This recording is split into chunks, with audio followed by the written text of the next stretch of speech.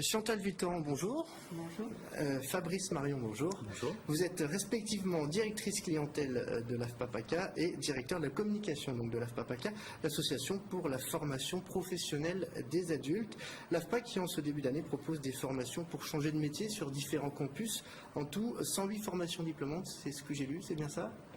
Nous proposons 120 métiers, 120 formations qualifiantes qui aboutissent toutes à un titre professionnel, un diplôme du ministère du Travail et qui permet à des personnes de changer d'activité, de trouver un nouveau métier par une formation qualifiante. Alors concrètement, Fabrice Marion, comment s'y prendre?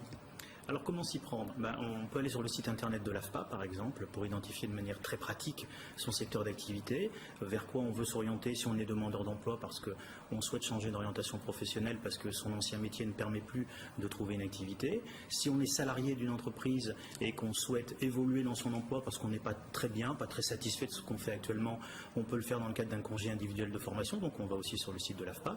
Et puis si on est chef d'entreprise, qu'on veut perfectionner les salariés de son entreprise, on peut également se rendre sur le site parce qu'il y a des formations très courtes qui sont proposées pour permettre de s'adapter, je pense notamment au Grenelle de l'environnement, aux nouvelles techniques du développement durable et qu'on peut trouver toutes les solutions. Donc le site de l'AFPA, pour répondre à votre question, c'est paca.afpa.fr. Chantal Vuitton, ce sont des formations gratuites, c'est bien ça la plupart du temps? Alors ce sont des formations gratuites et rémunérées. Les formations qui concernent les demandeurs d'emploi à destination des demandeurs d'emploi sont financées par le Conseil régional ou Pôle emploi, mais globalement la grande partie par le Conseil régional.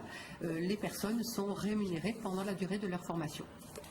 Ça veut dire qu'on peut être formé à l'autre bout de la France, par exemple? On peut tout à fait être formé sur un métier qui nous intéresse, qui n'est pas disponible en PACA, et aller se former sur le nord du territoire, parce que l'AFPA couvre l'ensemble du territoire. Nous avons 120 sites campus de formation qui permettent d'accueillir les stagiaires, parce que nous proposons aussi un hébergement et une restauration sur place. Fabrice Marion, vous avez des chiffres sur les débouchés? Combien de vos stagiaires trouvent des emplois derrière? Alors on fait des études de suivi des stagiaires et plus de 2/3 de nos stagiaires trouvent du travail dans les 3 mois qui suivent leur sortie de l'AFPA.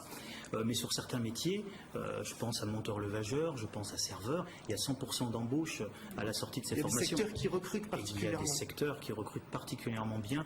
AGFOS PME a lancé une enquête auprès des petites entreprises de la région PACA et notamment il y a des métiers qui sont véritablement en tension, c'est-à-dire un fort recrutement. Je pense à l'hôtellerie-restauration, je pense à la comptabilité, on peut penser aussi à tout ce qui est sécurité, service à la personne. C'est des secteurs qui ont 100% d'embauche à partir du moment où on est motivé et qu'on souhaite vraiment intégrer une entreprise à la sortie de la formation.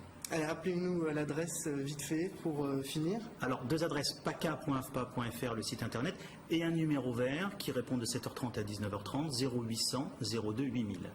Merci beaucoup à vous deux d'avoir répondu à nos questions. Merci. Et merci à vous de nous avoir suivis. L'info continue sur LCM.